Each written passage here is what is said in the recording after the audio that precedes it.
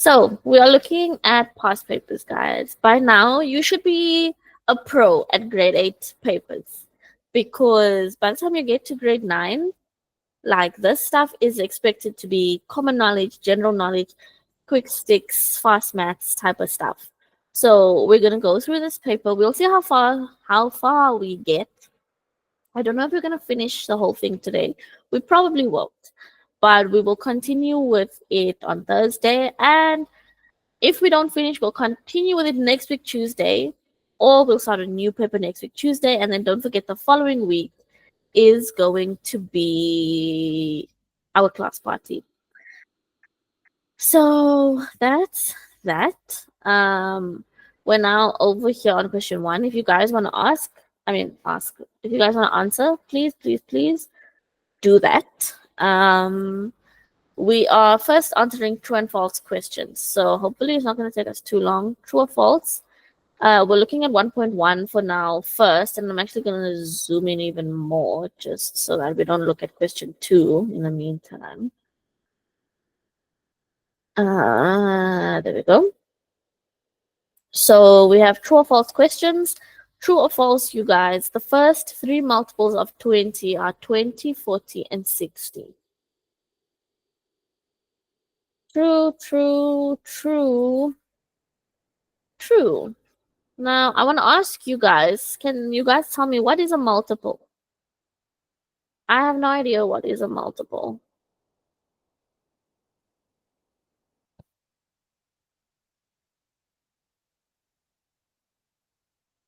A multiple is multiplication. So almost like he's taking us on the right road, but I'm still kind of confused. What do you mean it's multiplication? Anybody?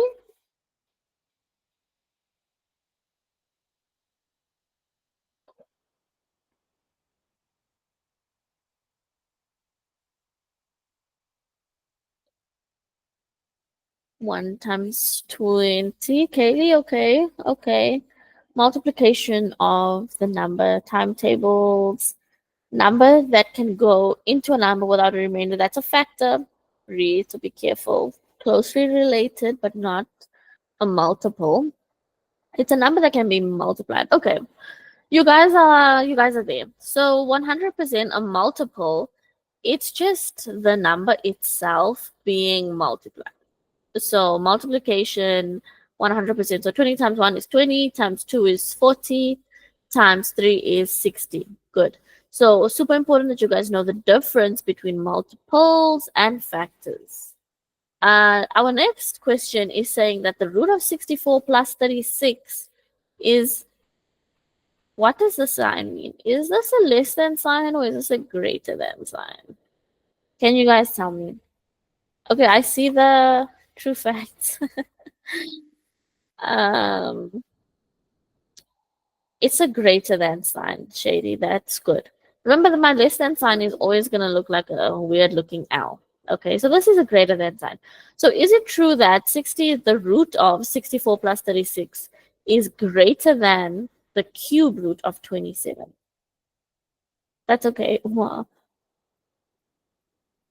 And so everybody is saying it is true. So let's have a look at it, right? What is the cube root of 27, you guys? There we go. 10 and 3. Okay. So Brie actually gave us that answer. This is going to give us 10 because we're going to add first. It's going to give us 100, and then we root 100 gives us 10. So 10 is definitely greater than 3. Good job. Then we're looking at AB is equals to BA. True or not true? True, true, true, true, true, true. And you guys are right. It doesn't matter which way we multiply. A times B is AB, and it's the same thing as BA because that's still B times A. It does not matter which way we multiply. Okay. We're looking at 1.4. It says the values have been written in descending order.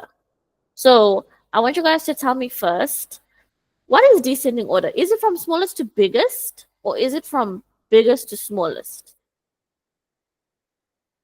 Smallest to biggest or biggest to smallest? Entle was super fast with that one, biggest to smallest. So you always think of descending, like when you descend the stairs, you go from the top one, so the biggest step, all the way down to the little steps. So it is big to small. I like your smelling of small, shady. So now we have a bunch of weird looking number things, and I have to know whether they're written in descending order. How do I do this?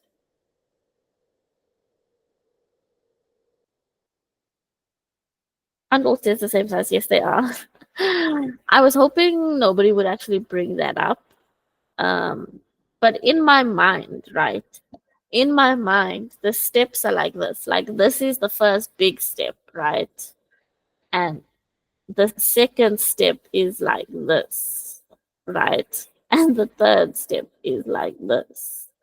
So in my mind, the first step is the biggest step because of like this thing that I just drew there. Obviously, these are the steps, and the steps are all the same size, but in my mind, I see them like little slabs, you know.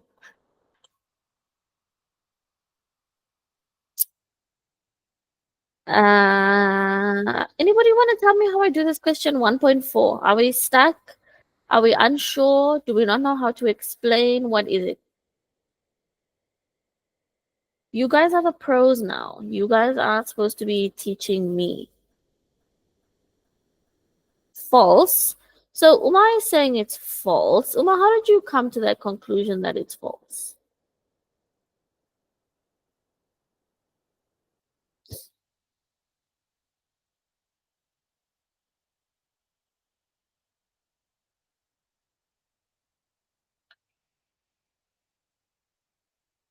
Any ideas? Because the square is smaller. Okay, so let's look at it. Just give me 1 second. Let me get back there. Oh, I don't know what I just did. There we go, I'm back. Okay, so the square is smaller. So if we have 0.2 cubed, that's okay. The cube is smaller. So yes, you did say the cube is smaller. If we have 0.2 cube, it's really gonna be 0.2 times 0.2 times 0.2, which is gonna give us what? There we go. 0.008. So we didn't even have to know the answer to this because immediately we can see that this, oh no, wait, it's smaller. The square is smaller. No, I don't know. I keep saying square because I'm reading this comment. The cube is smaller, but remember we're going from biggest to smallest. So right now, this is the biggest and this is the smallest. So we also now have to figure out the answer to this one. Does that make sense? Are you guys with me or have I left you behind? Okay, you're with me. It's going to be 0, comma 1. So the values have been written in descending order. This is actually correct. That's right. That is correct because this is the biggest, this is the next biggest, and then this is the smallest, which I actually think there might be a mistake in the memo then. I was going to send you guys the memo, but I think I just spotted a mistake in the memo. Yeah.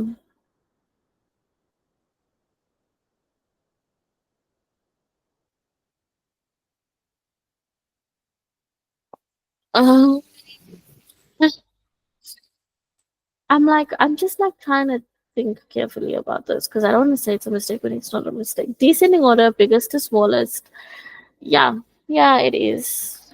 Cube root of, let us actually go and calculate this. Cube root of 0, comma 0, 0. No, that's 0, 0, 1. That's going to give me 0, comma 1. 0.2 cubed is going to give me,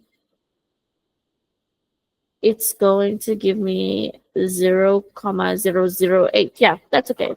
Yep, that is a mistake in the memo. So if I do send the memo to you guys through Google Classroom, you guys will see that it says false, but it's actually not false because it has been written in descending order, biggest first up to smallest. So this is actually true. Okay. We're looking now at 1.5. C over D is going to be greater than D over C.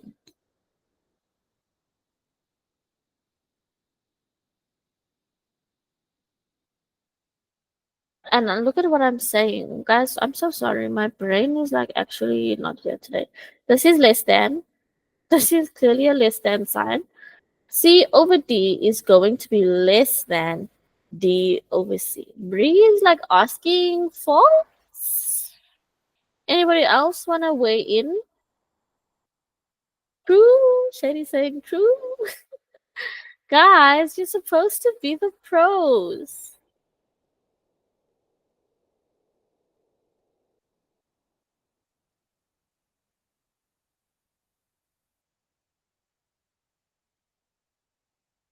D is bigger than C.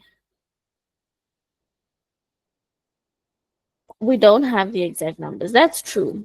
That is true.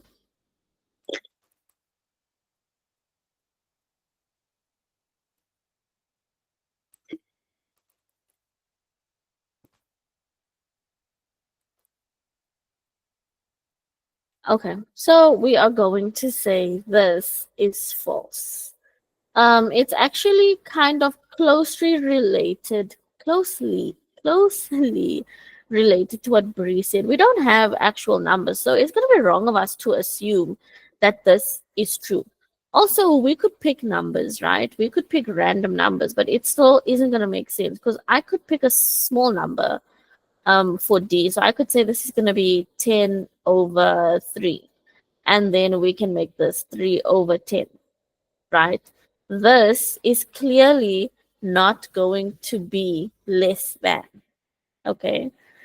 So, Shady, it's not always going to work. So, there are a few cases where substituting your own numbers is not going to give you a correct answer. But in this case, it's not so much for the actual working out of it, but just for us to think about it. Think about it logically. We can't say, we can't say. So, we're going to say that this one is false. That is going to be false.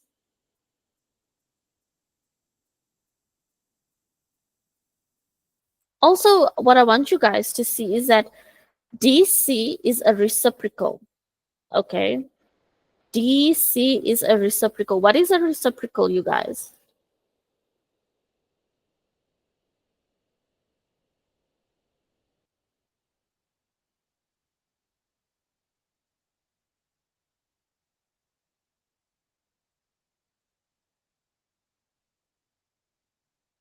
Anybody know what's a reciprocal? So if I gave you this number 1 over 3, and I asked you guys, what's the reciprocal of 1 over 3?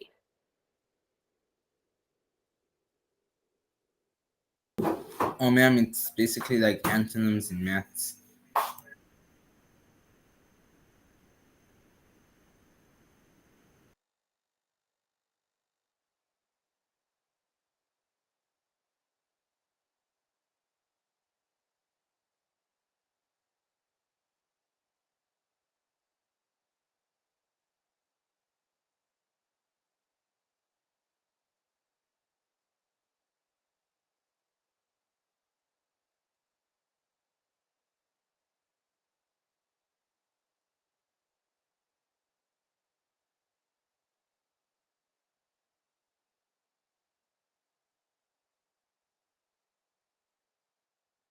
Guys, I'm here. I am not gone away. Is man frozen? Yes, I was. So this one we've said is also false. If you look at our last one, they have in brackets 3ab, and the whole thing is being squared. Now, is this true or is this false according to what it's supposed to equal to? False. Itandile is saying false. Uma says false. And you guys would both be correct. Because if I'm squaring, I'm supposed to square 3. And 3 squared is not 6. 3 squared is 9. A squared, B squared. So this would be the correct answer, meaning this is going to be false. Okay, there we go. Let's move on to the next one. Question 2, it's 8 marks. For each question, 4 possible answers are given. Only one is correct, so multiple choice. Select an answer, indicate your choice by writing the answer, blah, blah, blah. Okay. What is the sum of all the factors of 15? What are you guys saying? Sum of all the factors of 15. I think to sum it, we first need to find the factors of 15. What are the factors of 15? It's 1.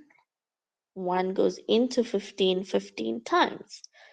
2 doesn't go into 15. 3 does, though, and it goes in 5 times. 4 doesn't go into 15. 5 does go into 15, but I've already got 5, so I'm done. Now they're asking me for the sum of all of my factors of 15.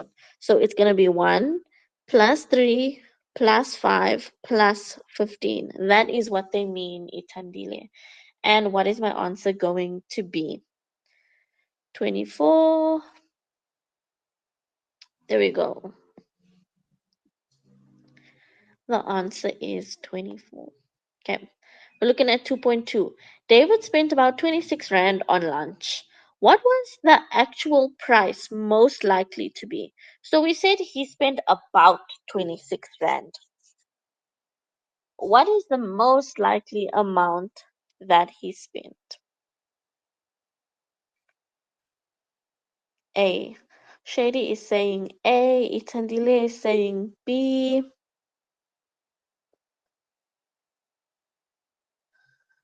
Bree is also going with A.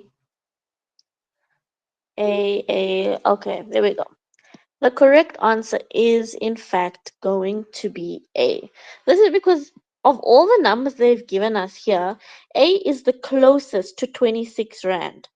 25 Rand 48, this is closer to 25 Rand. 26 Rand 50 is close to 27, and so is 26.99. So the most likely amount that he spent is going to be 25 Rand 75 cents. Okay, use some reactions. Let me know, how did we feel about this one? Was it fine? Or not this one specifically, but everything we've done so far. Let me know. Yes, Shady. Ma'am, is this a past paper for maths paper 1 or paper 2? It's both. Okay, ma'am. It's both. It says paper 1, but it's mixed with all topics, with algebra and geometry. Thank you, ma'am. Pleasure. Okay. Let's get back to it. We then have this one over here, 2.3. The figure below, and actually I'm supposed to be in a brain break right now, but it is what it is, guys. It's gonna be our first lesson of the year without a brain break, and you guys will forgive me because we're having a class party. Okay. You guys will forgive me. I see a lot of bees being spammed. That's I obviously meant like option B, not B words. Um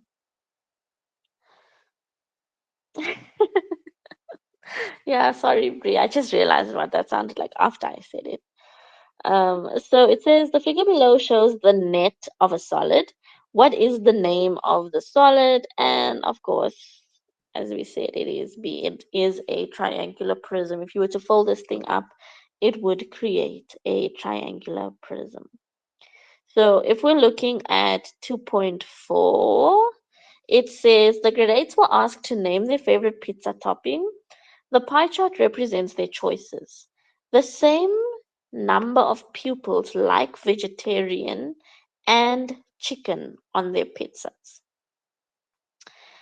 And then they're asking us what percentage of pupils like mince. So I'm going to zoom out again. Remember, they've told us now the same amount like chicken and vegetarian. Meaning, if the same amount, it's going to be the same percentage as well. Who puts mince on a pizza? A lot of people, Shady. It's like the bolognese pizza. I know it's like also the Mexican, that's the spicy version, or Mexicana. Yeah, a lot of people put mince on pizzas. So, how many or what percentage rather of pupils like mince? Uma, how did you get that? You're saying 15, but how did you get 15?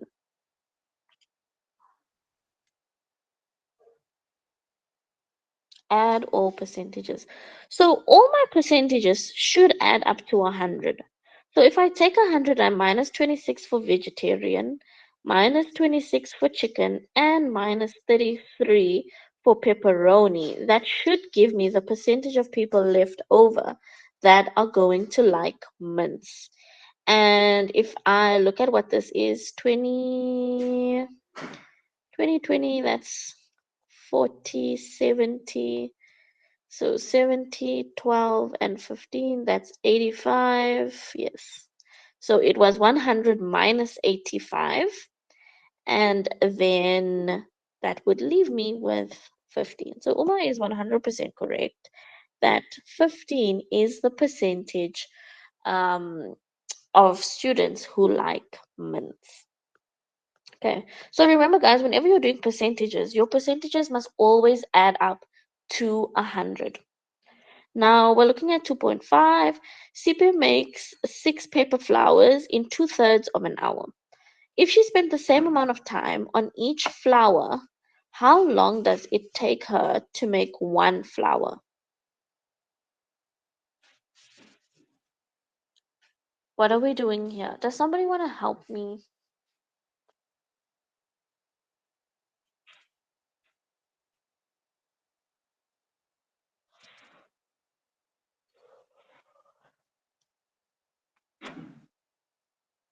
Okay, let's look at this first. Can you guys tell me how many minutes is 2/3 of an hour?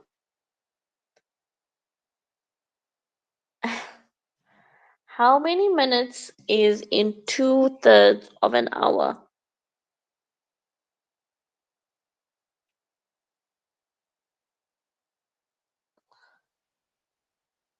We don't know.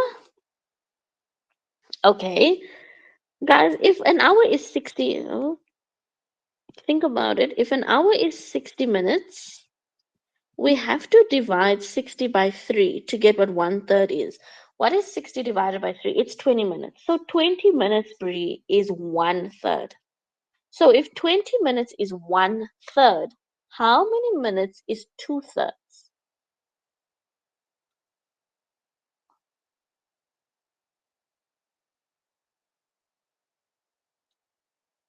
40. There you go, Omar. So Sipe takes 40 minutes to make 6 paper flowers. So 40 minutes, in 40 minutes, she gets 6 little flowers. So how many minutes does it take to make one flower?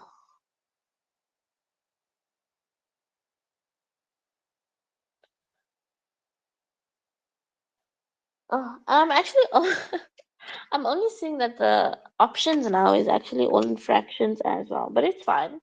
Let's first think about how many minutes does it take her. So it's gonna take her roughly 6 minutes, Shady, because 6 times 6 is 36. So it's gonna take her about like 6 to 6.5 minutes. I don't have my calculator on me right now to get the decimal, but 6 minutes. Let's go with 6 minutes. We now are gonna have to convert this back to a fraction. So how would we do that? Ouch. 6,67. Okay, thank you guys for those. So it takes her 6,67 minutes per flower. Now we want to write this as a fraction. So it's going to be over 60, and put this into your calculators and see what fraction it gives you back. 6,67 over 60. Because she takes 6,67 minutes per flower out of the total of 60 minutes in an hour.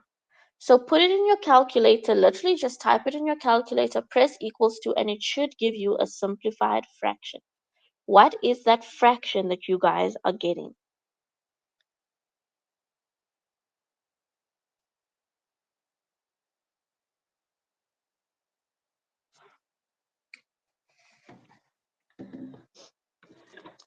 Anybody? Somebody?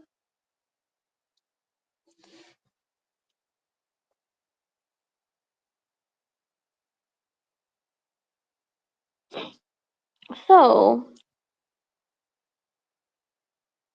it can't be a quarter, Brie. It cannot be a quarter. Think about it, a quarter of an hour. A quarter of an hour is going to be 15 minutes. So it can't be a quarter.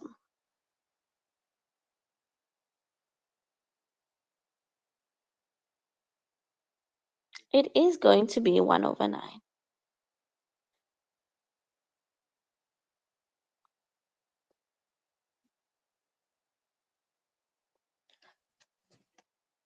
Are you guys not getting that answer when you put it in your calculator? Why is everybody confused? Can somebody talk to me and tell me, why are we confused? Let me get my calculator. Let me make sure I'm not talking nonsense. Give me like 5 seconds.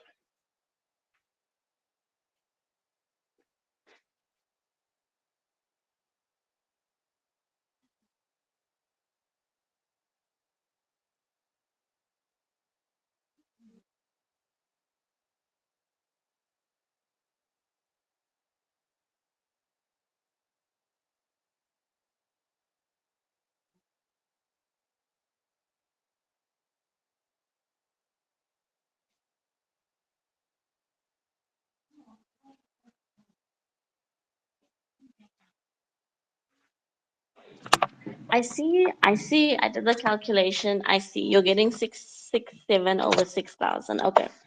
Let me show you guys the other thing I would have done, because I didn't see that they gave us all our options in also fractions.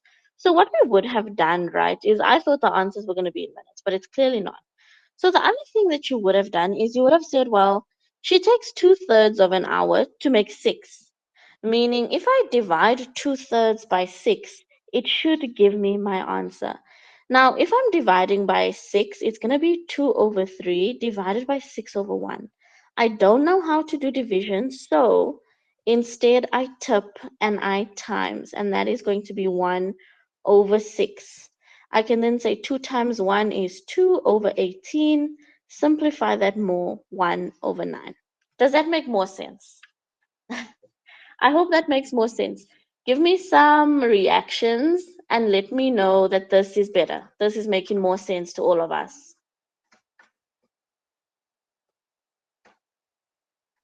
So, ma'am, no brain break today. Yes, Liacho, I'm sorry. It's our first class ever this year without a brain break. Yes, Shady. Ma'am, how did you get to 18? I multiplied 3 times 6. Okay, thank you, ma'am. Pleasure. So remember, when you're doing multiplication, you can just multiply the numbers straight across. So I said 2 times 1 is 2. And then I said that 3 times 6 is 18. Cool. That is that. Let's look at 2.6. 2.6 says, and let me hide this next one. I know you guys like to go ahead without me. Okay. 2.6 says the ratio of Daniela's age to her brother's age is 2:3. So let's think about it. This is Daniela's age and this is the brother's age. If Daniela is 12 years old now, how old was her brother 4 years ago?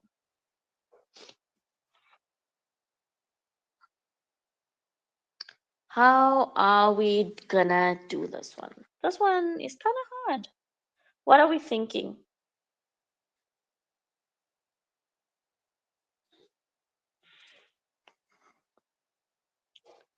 Okay, so let's look at ratios, right? We have 2:3, but now I know that Daniela is now 12 years old. So I'm not gonna divide it by 4. I'm gonna try and figure out how old is her brother now. And when I get how old her brother is now, then I can minus 4 and see how old she was or how old he was 4 years ago. So when I have two ratios like this over here, what I can do is I said, okay, well, I multiplied this by 6. So it means that in order to figure out what x is, I also must multiply x by 6. So you tell me, guys, right now, how old is the brother?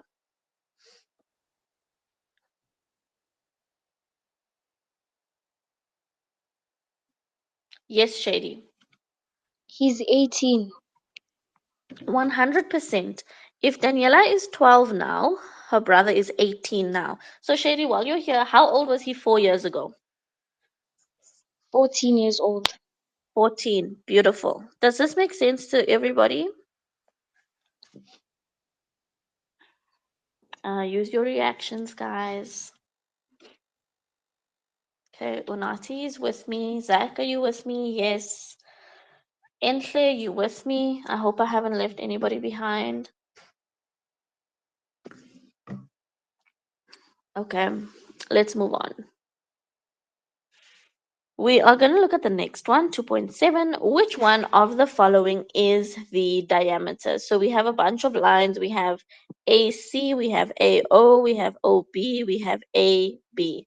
Which one is the diameter of the circle? Bree is saying D. Unati is also saying D. And you guys would be correct. It is D. Remember, the diameter is a line that goes from the edge of a circle through the center of the circle and right to the edge on the other side. So that is going to be line AB. Okay. That one was that not too difficult. I think this is our last multiple choice one. We're looking at a cube, and a cube has a volume of 64 centimeters cubed. What is the length of one of its sides? Now, I want to ask you guys, what is the formula? What is the formula for volume of a cube?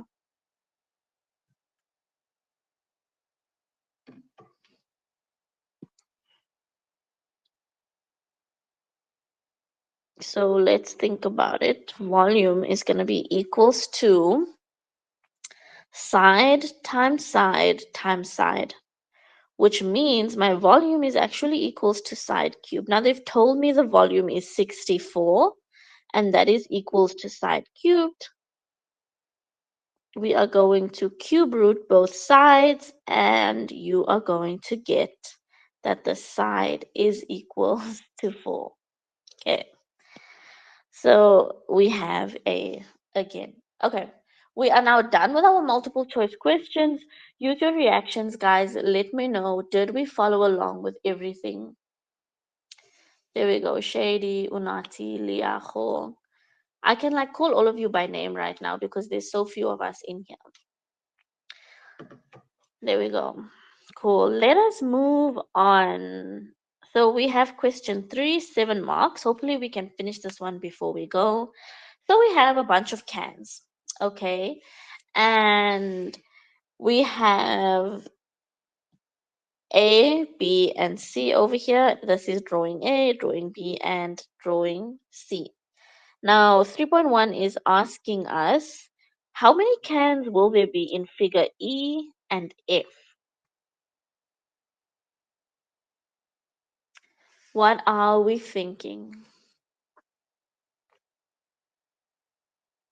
Why is there so little? Multiple choice question, Zach. Are you talking about the multiple choice questions?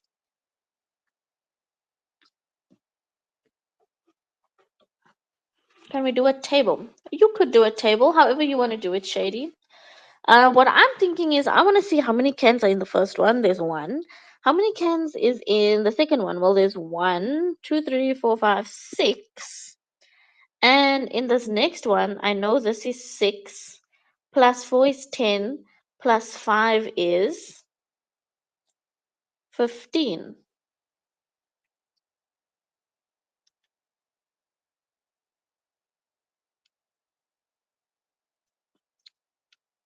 So, what are we thinking?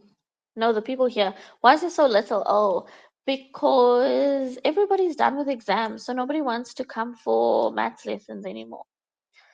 That's what I'm thinking, right?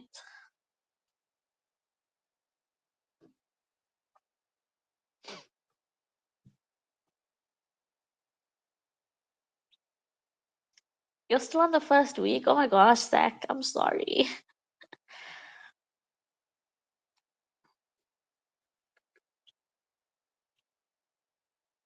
Anybody have any idea?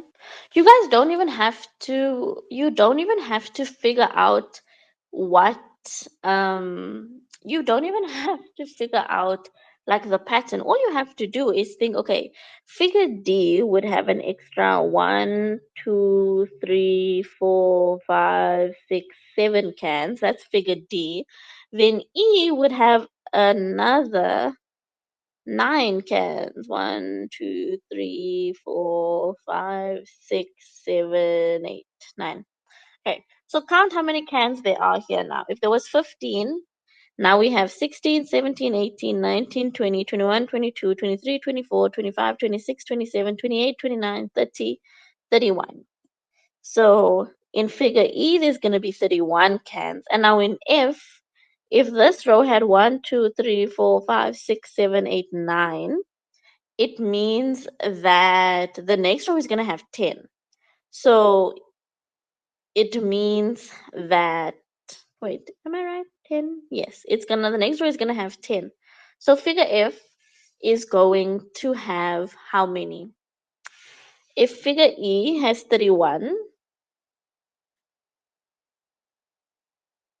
oh no, hold on guys. I just noticed that they're adding 2 rows every time.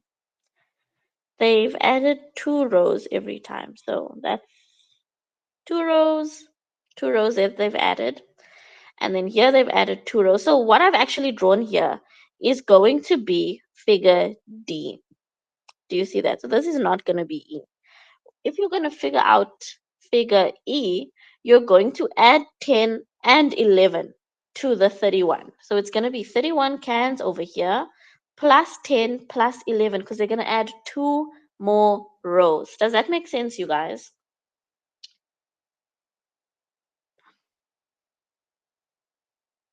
Are we following what's happening?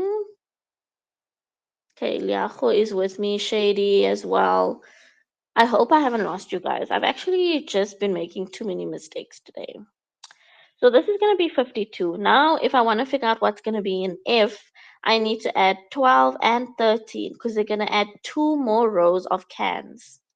Okay, and how much is that going to give us? How much or how many cans are going to be in figure F? Last one, guys, before we close up for the day.